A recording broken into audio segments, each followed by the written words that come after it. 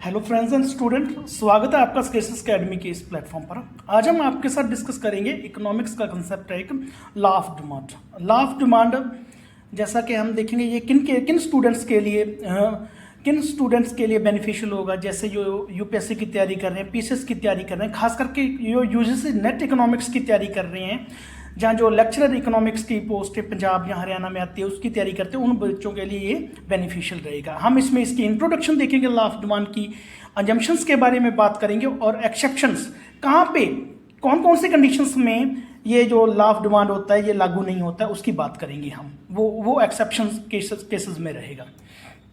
पहले तो हम देखते हैं लॉ ऑफ डिमांड क्या होता है। लॉ ऑफ डिमांड ये कहता है कि अदर थिंग्स बीइंग इक्वल, जब अदर थिंग्स बीइंग कांस्टेंट, जब प्राइस में वस्तु के प्राइस में कमी आने से उसकी डिमांड बढ़ती है और उसका प्राइस बढ़ने से उसकी डिमांड कम हो जाती है, तो उसको हम लॉ ऑफ डिमांड कहते हैं।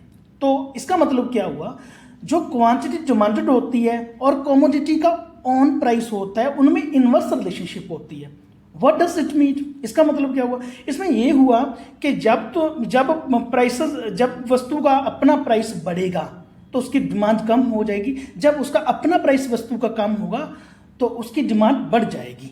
हाँ, प्रोवाइडेड दैट क्या रहेगा, कंडीशन क्या रहेगी को जो उसके प्राइस को इन्फ्लुएंस करने वाले अदर फैक्टर्स हैं, वस्तु के अपने प्राइस के बिना अदर फैक्टर्स हैं, वो कांस्टेंट रहेंगे, वो अजम्पशंस में रहेंगे। उसको मान लिया है कि वो सारे फैक्टर्स हैं वो कांस्टेंट हैं, वो काम नहीं कर रहे होंगे बस। तो और क्या, जैसे कि जब हम कहते हैं कि अदर थिंग्स बीइंग इक्वल और अदर थिंग्स बीइंग कांस्टेंट, इसका मतलब क्या हुआ कि कंज्यूमर की इनकम कांस्टेंट होगी, वो घटेगी या बढ़ेगी नहीं, उसके टेस्ट और प्रेफरेंसेस बदलेंगे नहीं, और जो रिलेटेड गुड्स का प्राइस होगा वो भी कांस्टेंट रहेगा, वो कम या ज़्यादा नहीं होगा। अगर हम छोटे वर्ड्स में बात करें कि demand of law of demand क्या है, कि other things remaining constant, quantity demanded of a commodity increases with a fall in its own price and diminishes when its own price increases. We other factors जो हमने discuss किए हैं, जैसे income of the consumer, his taste and preferences and prices of other related goods remain constant. जब ये चीज़ें constant रहेंगी, जब वस्तु के अपने प्राइस के बढ़ने से उसकी डिमांड कम हो जाती है और वस्तु के अपने प्राइस के कम होने से उसकी डिमांड ज़्यादा हो जाती है, तो इसका मतलब लॉ ऑफ डिमांड वहाँ पे काम कर रहा है, लॉ ऑफ डिमांड वहाँ पे चल रहा है। ये हमने बात की। अब हम एक्सप्लेनेशन करेंगे कि लॉ ऑफ डिमांड कैसे काम करता है। पहले तो हमने डिमांड शेड्यूल दे रखा है, यहाँ पे हम डिमांड शेड्यूल में एक्सप्लेन करेंगे कि लॉ ऑफ डिमांड कैसे काम करता है। जैसे हम पहले डिमांड शेड्यूल की बात करते हैं। अगर किसी वस्तु का प्राइस 10 रुपये है तो उसकी क्वांटिटी डिमांडेड, उसकी कितनी क्वांटिटी डिमांड की जाएगी, 100। और अगर उसका प्राइस कम होकर 9 रुपये हो जाता है तो उसकी क्वांटिटी डिमांडेड बढ़कर कितनी होगी, 150। आपने देखा जैसे ही वस्तु का प्राइस गिरा तो उसकी क्वांटिटी डिमांडेड बढ़ गई। अब जब उसकी प्राइस गिर के 9 से 8 आ जाएगा तो उसकी क्वांटिटी डिमांडेड 200 हो जाएगी। ये डिमांड शेड्यूल था जो हमने यहाँ पे एक्सप्लेन किया। हम इसको एक कर्व की सहायता से, इसको डीडी डिमांड कर्व की सहायता से समझेंगे। अगर हम यहाँ पे देखते हैं, अगर हम यहाँ पे फिगर में देखते हैं तो किसी वस्तु का जैसे प्राइस पहले P है तो उसकी क्वांटिटी कितनी डिमांड हो रही है, L, ठीक है, उसकी क्वांटिटी डिमांड हो रही है OL। अगर किसी वस्तु का प्राइस O से OP है किसी वस्तु का प्राइस, तो उसकी क्वांटिटी डिमांड कितनी हो रही है, OL। जब किसी वस्तु का प्राइस गिरकर OP1 हो जाता है तो उसकी क्वांटिटी डिमांडेड बढ़कर OL1 हो जाती है। इसका मतलब यहाँ पे लॉ ऑफ डिमांड काम कर रहा है। लॉ ऑफ डिमांड कहता क्या है, जैसे हम समझे, लॉ ऑफ डिमांड कहता क्या है कि अगर किसी वस्तु का प्राइस बढ़ता है तो उसकी डिमांड कम हो जाती है, अगर किसी वस्तु का प्राइस कम होता है तो उसकी डिमांड ज़्यादा हो जाती है। यही कहता हो, ये फिगर ने शो कर रखा है। यहाँ पे फर्दर हमने एक्सप्लेनेशन दी हुई है, वो हम नहीं पढ़ेंगे। हाँ, आप यहाँ पे हम ये बात करेंगे कि जो ये डिमांड कर्व है, डीजी डिमांड कर्व है, ये लेफ्ट से राइट डाउनवर्ड स्लोपिंग है, लेफ्ट से राइट डाउनवर्ड स्लोपिंग है। इसकी बात भी करेंगे कि ये लेफ्ट से राइट डाउनवर्ड स्लोपिंग क्यों होता है ये डिमांड कर्व, इसकी बात भी हम आगे करेंगे, ठीक है।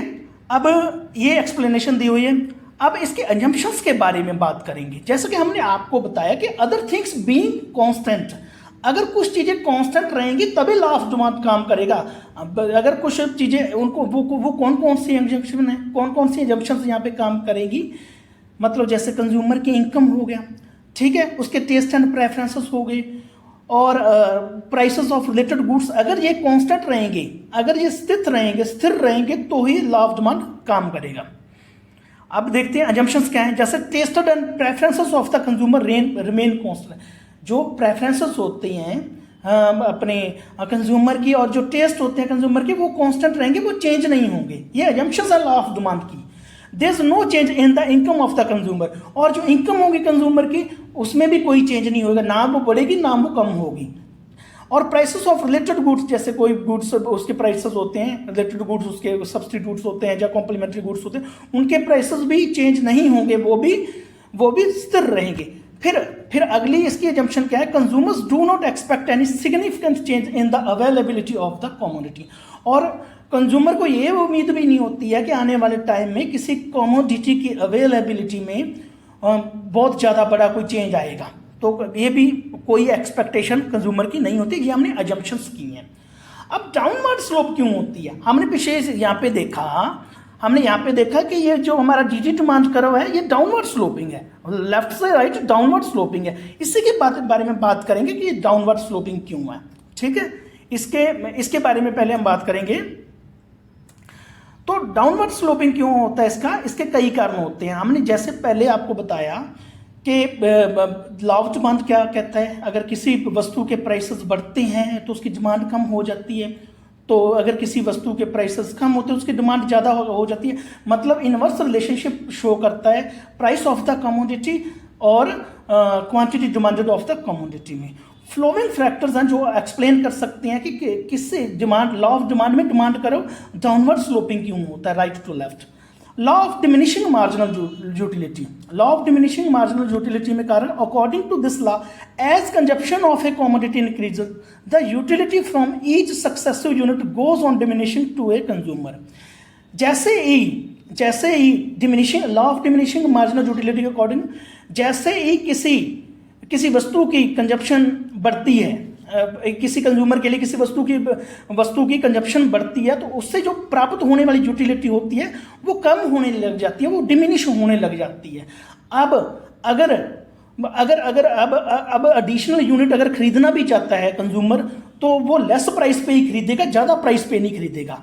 तो यहाँ पे पता चल रहा है कि जो हमारा डाउनवर्ड स्लोप होता है डीडी डिमांड कर्व का, वो law of diminishing marginal utility की वजह से होता है। क्योंकि अगर ज़्यादा प्राइस होगा तो वो, क्योंकि उसको यूटिलिटी फर्दर जो एडिशनल जो कमोडिटी वो खरीद रहा है उससे उसको कोई ज़्यादा यूटिलिटी नहीं मिलने वाली है। अगर आप उसको कम पैसे में वही चीज़ें दे दोगे तो फिर ही खरीदेगा, अदरवाइज वो नहीं खरीदेगा। इससे पता लगता है कि वहाँ पे law of diminishing marginal utility काम कर रहा है, तभी वो जो डीडी डिमांड कर रहा है वो डाउनवर्ड स्लोपिंग है। फिर इनकम फैक्ट की बात करेंगे। इनकम फैक्ट भी काम करता है। जैसे देखो, किसी चीज का प्राइस बढ़ता है तो हमारी जो रियल इनकम होती है वो कम हो जाती है। अगर किसी वस्तु का प्राइस कम होता है तो हमारी जो रियल इनकम होती है वो ज्यादा हो जाती है। रियल इनकम का मतलब यहाँ पे आप ऐसे समझिए कि पहले हमारे पास हमारी सैलरी कितनी थी, 100 रुपये थी। अगर पहले जो हमें चीनी मिलती थी 60 रुपये में मिलती थी, बट अब हमें चीनी मिल रही है 50 रुपये पर केजी मिल रही है। इट मीन्स हमारी जो रियल इनकम है उसमें, क्योंकि वस्तु के प्राइस, चीनी के प्राइस गिरने से हमारी रियल इनकम में बढ़ोतरी हुई है। अब हम ज़्यादा चीनी खरीद सकते हैं, ठीक है, रियल इनकम में बढ़ोतरी। तो यहाँ पे क्या बात है, change in the on price of a commodity causes A change in real income of the consumer, ठीक है। हाँ, अगर किसी वस्तु के प्राइस बढ़ जाते हैं, ठीक है, तो हमारी रियल इनकम कम हो जाती है। अगर किसी वस्तु के प्राइसेस कम हो जाते हैं तो हमारी रियल इनकम ज़्यादा हो जाती है। तो इसी से हम वो लगा सकते हैं, एक आइडिया लगा सकते हैं कि जब वस्तु के प्राइसेस बढ़ते हैं तो हमारी रियल इनकम पे असर पड़ता है। तो इस इनकम इफेक्ट की वजह से भी अगर किसी वस्तु का प्राइस कम होता है तो अगर किसी वस्तु का प्राइस ज़्यादा होता है तो हमारी इनकम कम हो जाती है, हमारी रियल इनकम कम हो जाती है। तो हम अगर किसी वस्तु का प्राइस अगर कम होगा तो हमारी इनकम बढ़ जाएगी। सब्स्टिट्यूशन इफेक्ट में बात करेंगे। सब्स्टिट्यूशन क्या होता है, किसी एक वस्तु का जो रिलेटिवली चीप वस्तु होती है, जो रिलेटिवली चीप वस्तु होती है उसका सब्स्टिट्यूशन कर देना किसी दूसरी वस्तु से। जैसे हम यहाँ पे बात करेंगे टी एंड कॉफी और सब्स्टिट्यूट, टी और कॉफी को सब्स्टिट्यूट हम कर सकते हैं, ठीक है।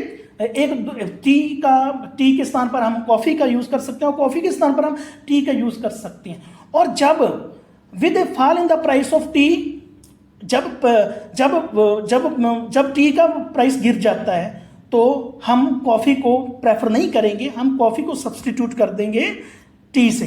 तो हम टी को, कहने का मतलब हम टी का यूज ज़्यादा करेंगे क्योंकि टी के प्राइसेस गिर गए और कॉफ़ी महंगी, हम कॉफ़ी का नहीं यूज़ करेंगे। तो इसको हम सब्सटीट्यूशन इफेक्ट कहते हैं। तो इसकी वजह से भी जो हमारा जो डी डिमांड कर्व होता है वो डाउनवर्ड स्लोपिंग होता है। अब size of consumer group, when price of a commodity falls it attracts new buyers who now can afford to buy it.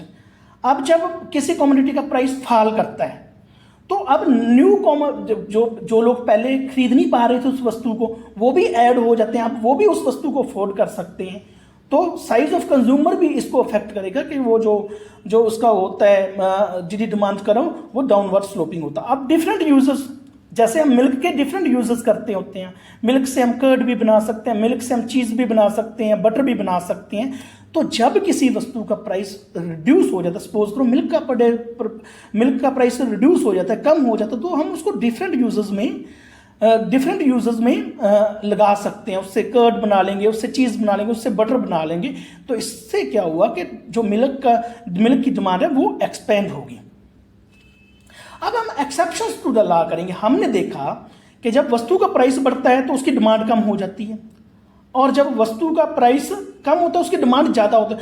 अब कई वस्तुएं ऐसी भी होती हैं जिनका प्राइस बढ़ने से उनकी डिमांड ज़्यादा हो जाती है, ठीक है, और जिनका प्राइस कम होने से उनकी डिमांड कम हो जाती है। तो ये बिल्कुल उल्टा होगा ना उसके अपनी जो लॉ ऑफ डिमांड जो हमने डिस्कस किया है। तो there are some commodities whose demand increases when their price rises and decreases when their price fall. तो यहाँ पे कुछ ऐसी कमोडिटी भी होती हैं जिनका प्राइस बढ़ने से उनकी डिमांड बढ़ जाती है और जिनका प्राइस कम होने से उनकी डिमांड कम हो जाती है। तो in this case demand curve होता है वो अपवर्ड होता है। Upward means left to right, वो अपवर्ड होता है। जैसे हम अगले फिगर में भी देखेंगे, यहाँ पे देखा हुआ है। हमने क्या देखा था पहले जो डिमांड कर्व था हमारा लॉ ऑफ डिमांड वाले केस में, वो इधर था, डाउनवर्ड स्लोपिंग था, लेफ्ट टू राइट। अब left to right upward sloping है, तो इसकी पॉजिटिव स्लोप है। What does it mean? अगर किसी वस्तु का प्राइस बढ़ रहा है तो उसकी क्वांटिटी डिमांडेड भी बढ़ रही है, ये बताना चाह रहा है। तो ये एक्सेप्शंस कौन कौन सी हैं यही हम पढ़ेंगे। आर्टिकल्स ऑफ डिस्टिंक्शन, कई आर्टिकल्स ऐसे होते हैं जो एक अपनी डिस्टिंक्ट वैल्यू रखते हैं, अपनी अलग पहचान रखते हैं। जैसे गोल्ड हो गया, डायमंड हो गया, ज्वेलरी होगी, उनको हम इसीलिए खरीदते हैं ज़्यादा से ज़्यादा क्योंकि उनके प्राइसेस ज़्यादा होते हैं। अगर उनके प्राइसेस कम हो जाएंगे तो हम उनको उतना ज़्यादा नहीं खरीदेंगे। तो जो आर्टिकल्स ऑफ डिस्टिंक्शन होते हैं, विशेष प्रकार की क्वालिटी रखने वाले आर्टिकल्स होते हैं, अगर उनके प्राइसेस बढ़ते हैं तो हम उनको ज़्यादा से ज़्यादा खरीदते हैं। खास करके अमीर लोग उसको ज़्यादा से ज़्यादा खरीदते हैं, और अगर उनके प्राइसेस कम हो जाएंगे तो अमीर लोग उनको कम से कम खरीदेंगे। तो ये आर्टिकल्स ऑफ डिस्टिंक्शन होते हैं, यहाँ पर लॉ ऑफ डिमांड काम नहीं करता है, ठीक है। In that case law of demand upward sloping होता है, लेफ्ट टू राइट। फिर इग्नोरेंस क्या होता है? कई बार हम ऐसे सोच लेते हैं कि किसी वस्तु का अगर प्राइस लो है तो वो वर्थलेस है, उसकी कोई ज़्यादा महत्ता है नहीं, उसका कोई ज़्यादा महत्व है नहीं। तो हम इग्नोरेंस में क्या करते हैं, जिन वस्तुओं का प्राइस लो होता है हम उनको कम खरीदते हैं और उन वस्तुओं को ज़्यादा खरीदते हैं जिनका प्राइस हाई होता है। हमारे माइंड में हमेशा एक बना रहता है इल्यूजन, हम ऐसा सोचते हैं जिन वस्तुओं का प्राइस कम है, ठीक है, तो वो मतलब उनकी क्वालिटी अच्छी नहीं होगी, तो हम इग्नोरेंस में रहते हैं, और जिन वस्तुओं का प्राइस ज़्यादा उनकी क्वालिटी अच्छी रहेगी। तो इस इग्नोरेंस में भी अगर कोई कंज्यूमर इस इग्नोरेंस में है तो वहाँ पे भी लॉ ऑफ डिमांड काम नहीं करेगा, ये exception to the law of demand में आएगा। फिर गिवन गुड्स होती हैं। गिवन गुड्स वो होती हैं जिनका प्राइस इफेक्ट पॉजिटिव होता है, इनकम इफेक्ट नेगेटिव होता है। अब प्राइस इफेक्ट अगर पॉजिटिव की बात करें, वो क्या होता है कि अगर वस्तु का प्राइस फॉल करता है तो उसकी डिमांड भी फॉल करती है, अगर वस्तु का प्राइस राइज करता है तो उसकी डिमांड भी राइज करती है, ठीक है। ये गिवन गुड्स का एक उदाहरण है, ठीक है। तो इन दैट केस भी क्या होगा, अगर हमारा इन गिवन गुड्स के केस में भी जो हमारा डिमांड कर्व होगा वो पॉजिटिव होगा, left to right upward sloping होगा, तो गिवन गुड्स के बारे में हमने पढ़ा, हमने 3 इसके डिस्कस किया एक्सेप्शन। एक तो आर्टिकल्स ऑफ डिस्ट्रिक्शन, फिर हमने यहाँ पे डिस्कस किया इग्नोरेंस में भी हो, गिवन गुड्स में भी हो सकता है कि हमने कहा अगर उसका प्राइस ज़्यादा होता है, गिवन गुड्स के मामले में अगर उसका प्राइस ज़्यादा होता है तो उसकी डिमांड भी ज़्यादा हो जाती है। ये हमने डिस्कस किया लॉ ऑफ डिमांड के बारे में। लॉ ऑफ डिमांड की हमने वो एक्सेप्शंस की और उसके एजम्पशन की। आप एक बात ध्यान रखना, एजम्पशंस को और एक्सेप्शंस को अलग अलग मान के चलोगे, आप उसको इकट्ठा नहीं कर सकते। कहीं आप ये ना समझाना कि एजम्पशंस हैं वो एक्सेप्शन के इक्वल हैं, वो एक ही बात है। तो ये था, हमने आज लॉ ऑफ डिमांड डिस्कस किया। Thanks for being with us.